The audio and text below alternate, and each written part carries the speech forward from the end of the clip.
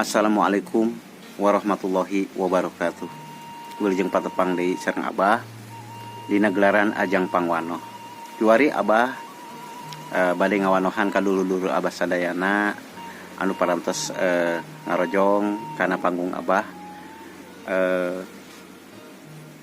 Di antarana nyaeta aya dulur Abah nyaeta Mr. John. Hatur nuhun Mr. John kana pangrojongna. Mudah-mudahan janten kasayan kangge Mr. John gitu. Sareng mudah-mudahan Mr. John aya dina kasehatan. Disagigireun Mr. John oge di dia aya dulur Abah nyaeta Ibu Yati Sumiati. Ibu Yati Sumiati di Bogor.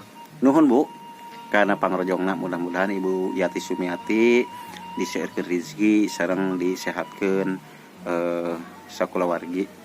Amin ya Allah ya rabbal alamin.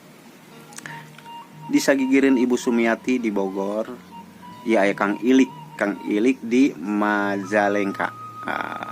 Di Majalengka hatur nuhun Kang Ilik kana pangrojongna, mudah-mudahan janten kasayan oge, mudah-mudahan Kang Ilik aya dina kesehatan selalu kitu nya. Disagigireun Kang Ilik di Majalengka ieu aya Kang Amaludin. Kang Amaludin hatur nuhun Kang Amaludin tina pangrojongna, mudah-mudahan Kang Amaludin oge aya dina kasehatan. Disagigireun Kang Amaludin di dia aya Kang Endang Hulagu. Nuhun Kang Endang Hulagu, aduh wilujeng patepang sareng Abah, mudah-mudahan Kang Endang aya dina kasehatan. Disagigireun Kang Endang aya nyaeta Neng Anita Parel. Neng Anita Parel. Hatur nuhun kana pangrojongna, mudah-mudahan Neng Anita aya dina kasehatan oge, diseueurkeun rezekina. Amin ya Allah ya rabbal alamin.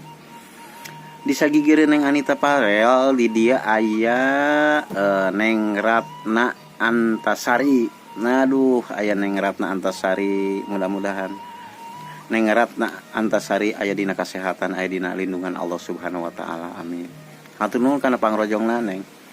Itu. Disagigireun Neng Ratna di dia aya Neng Iis Yuliani. Neng Iis Yuliani mah di Cianjur. Hatur nuhun Neng kana pangrojongna, mudah-mudahan janten kasayan pangge Abah oge kangge Neng Iis kitu nya. Mudah-mudahan Neng Iis aya dina kasehatan. Amin. Oge disagigireun Neng Iis di dieu alhamdulillah aya Kang Ruslan. Kang Ruslan punten Abah teu tiasa nyebatkeun alamatna kumaha kitu aya gitu kan nya. Hatur nuhun kana pangrojongna Kang Ruslan. Mudah-mudahan janten kasayang kangge Kang Ruslan sareng kangge Abah. Amin ya Allah ya rabbal alamin. Disagigireun Kang Ruslan di dia aya Bapak Agus Luceng. Bapak Agus Luceng mah di Cirebon. Hatur nuhun Bapak Agus, hatur nuhun. Mudah-mudahan Bapak Agus aya dina kasehatan tur ta diseueurkeun rezekina. Amin ya Allah ya rabbal alamin. Sakitu pangwanoh ti Abah, mudah-mudahan urang sadayana aya dina lindungan Allah Subhanahu wa taala. Sareng mudah-mudahan urang sadayana dibarokahkeun rezeki sareng dibarokahkeun umur urang sadayana. Amin ya Allah ya rabbal alamin.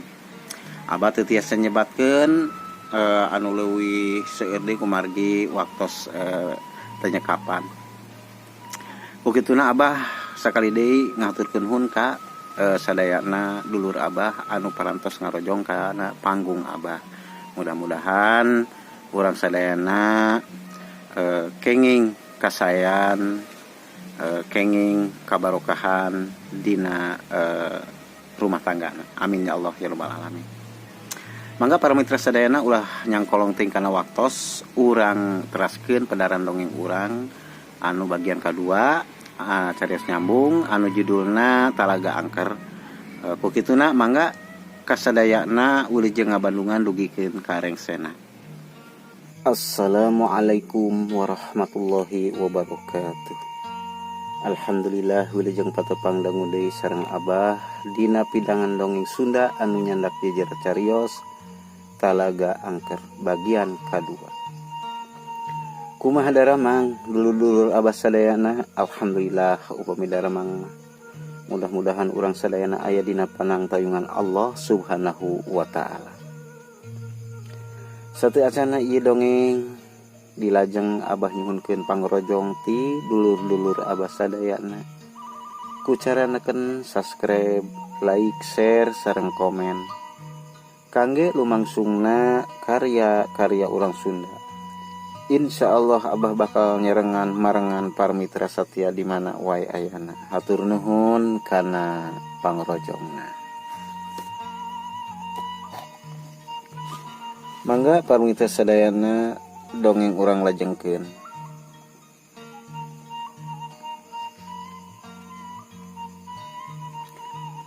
Si Damar manehna nguat-nguatkeun maneh tumanya ka eta jalma. Pokna. Maaf,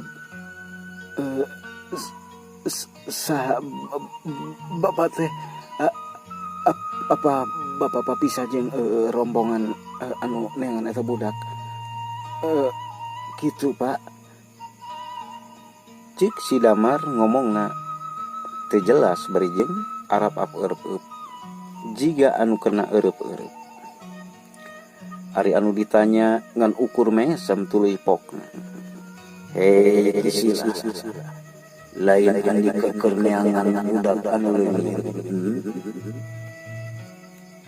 Cik eta jalma sorana meuni handaruan.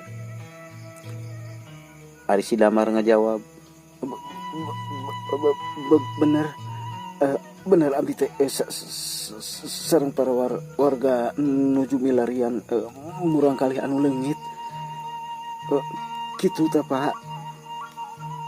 Cik si Damar. Ari eta jalma nyarita deui. Ayeuna andika tuturkeun ka urang. Cik eta jalma bari lempang ngaleos ninggalkeun si Damar anu keneh cicing jiga patung.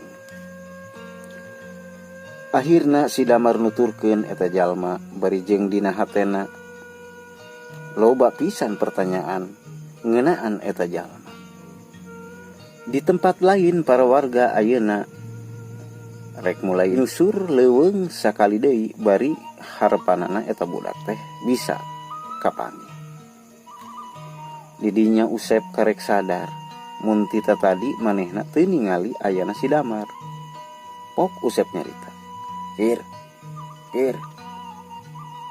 Ari si Damar ka mana? Ditanya kitu sakir nempoan ka sakurlingna. Manehna oge karek ngeuh mun si Damar eueuh di eta tempat. Kamana nya eta budak teh? Aing mah bawa dedemit dia. Terus dikawin paksa dijadikeun salakina. Aduh, aing mah ari sia nyarita teh sakarep dewek sia di tempat kos ieu. Ceuk Usep teu asa-asa deui, keplak we sirahna ditepak nepikeun ka ngajolongjong. Lamun ngomong teh sia teh sok padu wae. Mana aya dedemit ngawin paksa sia teh. Rupa-rupa wae sia mah kieu. Ya terus lamun teu kitu ka mana tuh ieu budak teh? Aduh, teh aing mah.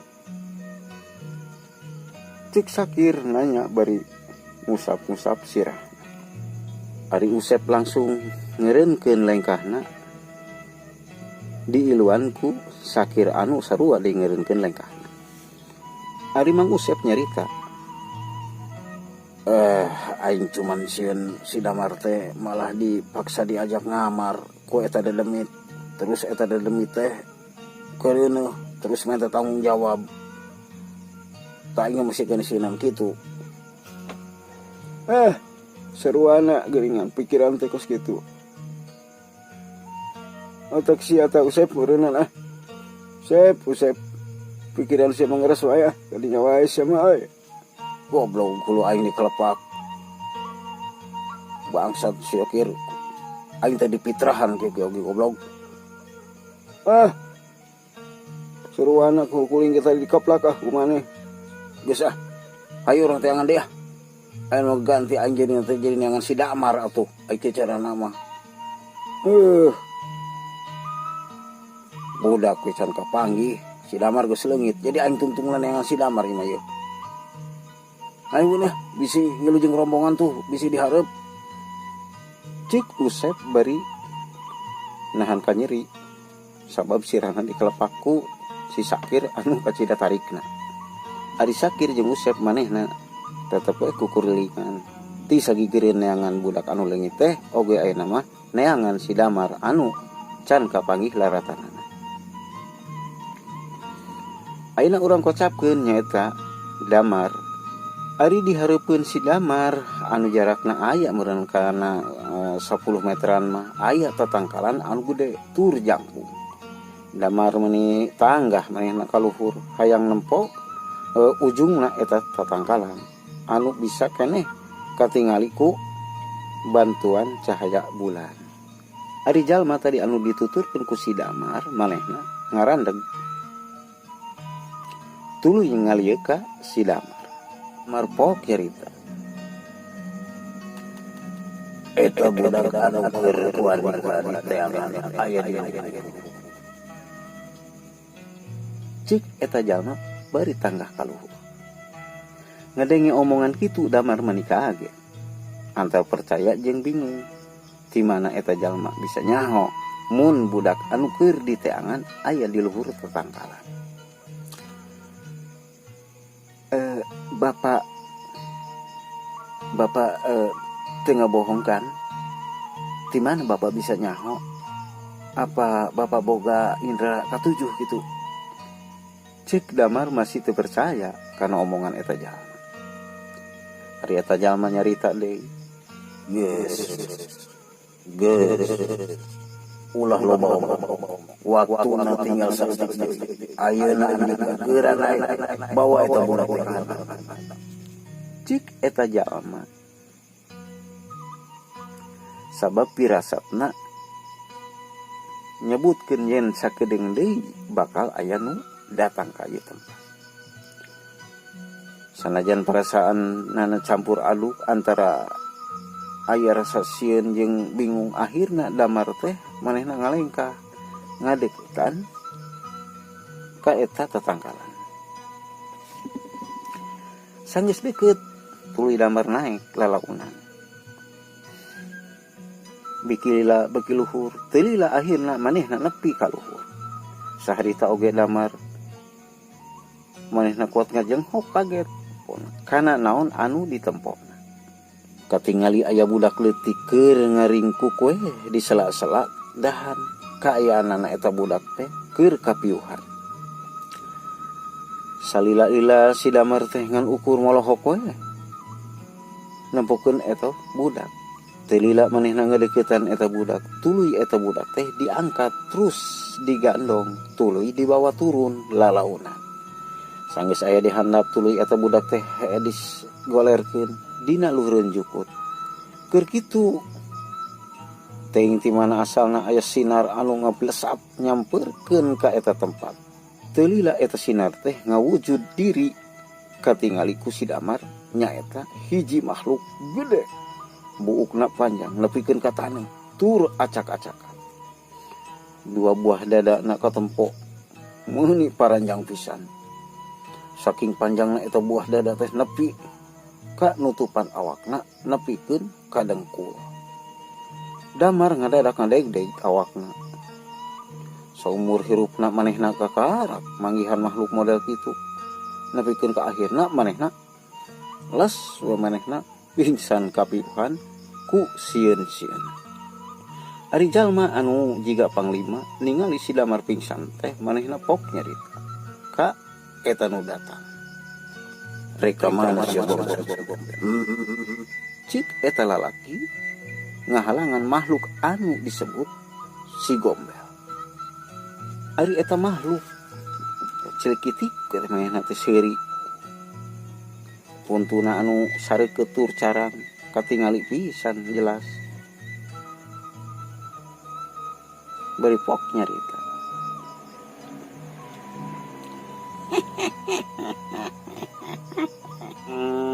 Wani-wani siang ngahalangan ka aing. balikeun eta budak ka aing lamun teu sia ku aing dipodaran sia lamun teu dibalikeun sia ka aing.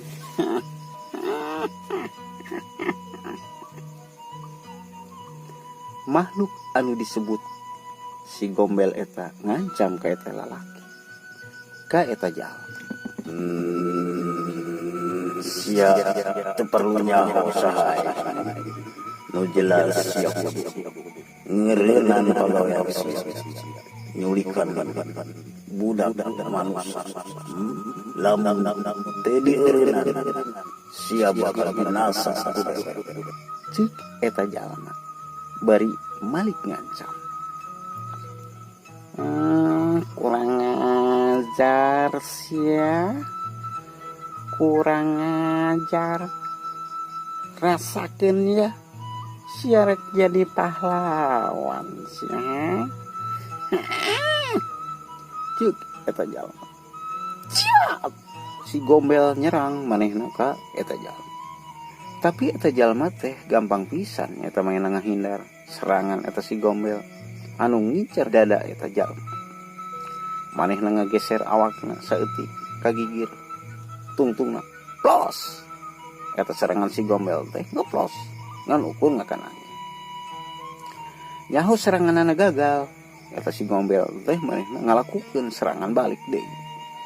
Manehna ngerahkeun tanaga dalemna leuwih gede ti batan serangan anu kahiji.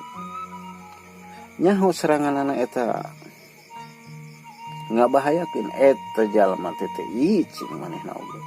Tuluy eta serangan si gombel teh ditangkis deui ku serangan anu ngincer bagian sirahna.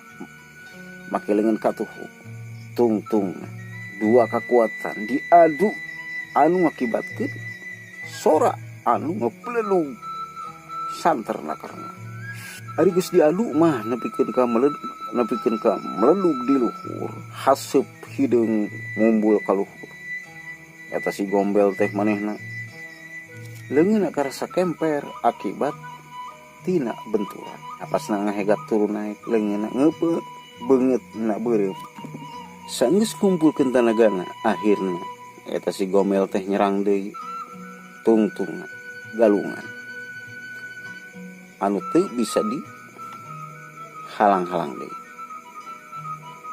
Puluhan jurus masing-masing geus dikaluarkeun nepikeun ka akhirna eta lalaki teh saikayaan katempo geus loba luka anu dirasakeun ku eta si gombel.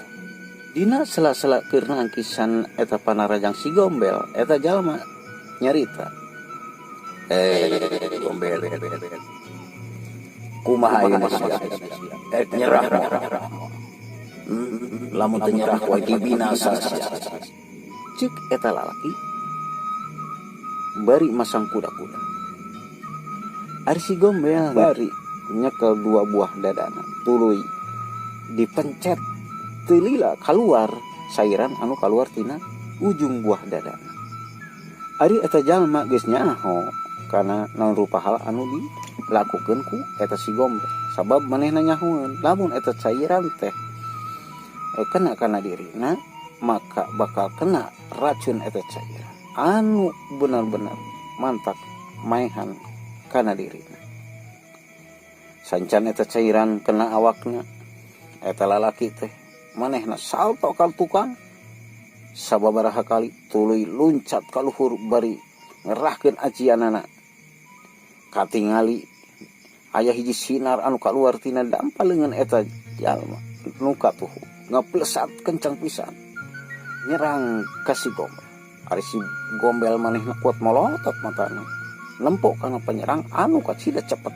Akhirna buah panyerang eta lalaki teh kena nyaeta kana awakna si gombel anu ngakibatkeun eta si gombel teh awakna acak-acakan.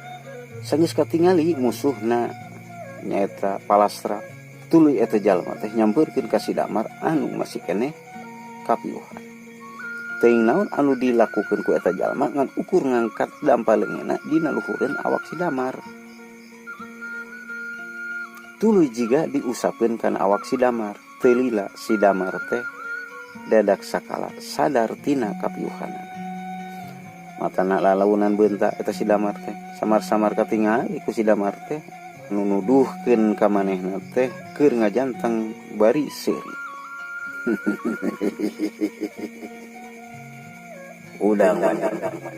Udah. Cik eta jalma.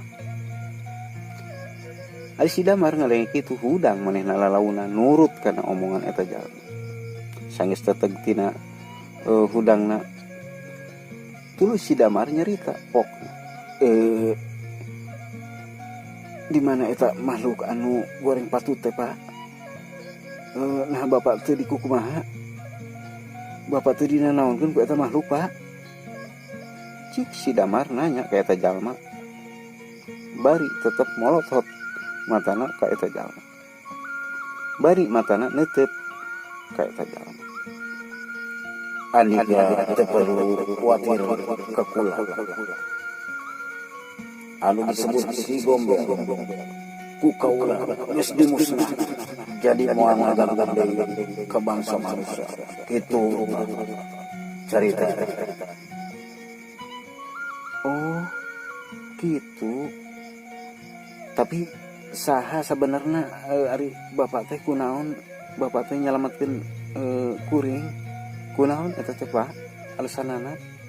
Ngaranna kaula Panglima Sensana, Panglima ti kerajaan Siluman Maut. Kamari Andika pernah nyalametkeun anak kula. Jadi kaula boga hutang budi ka mana. Kitu sabenerna.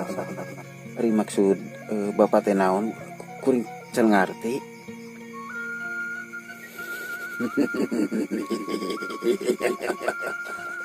Apa Andika pernah nyalametkeun hiji anak mau anu dibeli ku orai saja sewaktu anjeun keur mancing?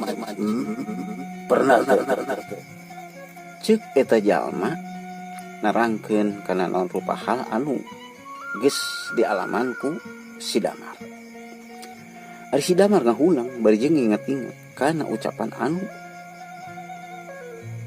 disebutkeun tadi ku eta jalma. Teu si Damar nyarita. Masya Allah. Jadi eta teh anak bapak emang benar. Sewaktu kuring keur mancing, kuring pernah diudag ku orai dan ngerasa kaganggu ku pancing kuring meureun. Bener-bener cik Damar manehna. Bari tetep we molohok jiga nu teu percaya kana omongan eta jalma. Manehna teu rumasan nulungan eta mah ngan ukur kabeneran hiji orai kena ku pancing manehna harita teh. Bener pisan lamun teu aya Andika pasti anak kaula teh bisa diteureun ku eta siluman orai. Jadi kula nganuhunkeun ka anjeun selaku babalesna kula mantuan nyaeta nuduhkeun ka budak anu leungit hitung-hitung kaula mereka hadean ngawalas kahadean cik eta ja nya ari kitu mah atuh kuring oge nganuhunkeun ka si bapak anu geus nulungan ka insyaallah ku kuring ieu budak erek dibawa tur erek dipasarkeun ka kulawargana. Cik si Damar manehna ngarasa rumasa ditulungan ku eta jalma. Ari ngaran-ngaranna di nagara kaula mah lamun kahutangan budi teu cukup kitu. Ieu kaula rek mere dua barang keur kamaslahatan maneh. Hitung-hitung rasa kabagjaan keur kaula. Ieu dua barang keur maneh. Cik eta jalma bari nyodorkeun dua barang ka si Damar. Ari si Damar molohok bari nempok kana naon anu disodorkeun. Tuluy ku si Damar teh bari jeung teu nyarita oge leungeunna disodorkeun keur nampanan eta barang. Barang sok eta barang teh diteundeun dina leungeun si Damar. Tuluy ku si Damar teh dikeupeuh bari pok si Damar teh nyarita.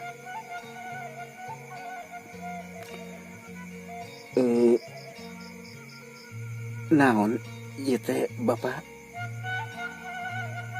Jeung kudu dikumahakeun ku kuring.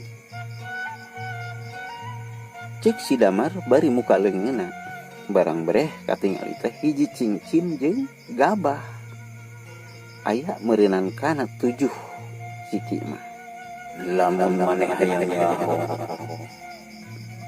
eta cincin bakal aya maunana jeung bakal aya kahadiranna keur oge eta gabah bakal aya gunana sakitu kaula ayeuna kaula rek maka bawa eta budak sabab geus moal aya nganggang deui tuluy kade rawat eta 2 barang. Cik eta jalma teu nunggu kana jawaban Damar. Leos eta jalma teh ngaleos. Tapi aneh heuleut 2 lengkah katiluna hiuk aya angin ngaguruh. Nebak kana dang launan sing pelenoy. Akhirna eta jalma teh jiga anu numpak angin awakna ngapung beuki lila beuki jauh tungtungna les eta jalma teh teu katingali ku si Damar. Waktosna parmitra sadayana cagurang tunda heula atuh carita urang ieu. Insyaallah urang patepang deui dina waktos sareng galura anu sami. Ku kituna Abah nyuwun hapunten kana kakirangan sareng kalepatan dina nyandak ieu carita. Mangga atuh dijegantun kasadayana permios.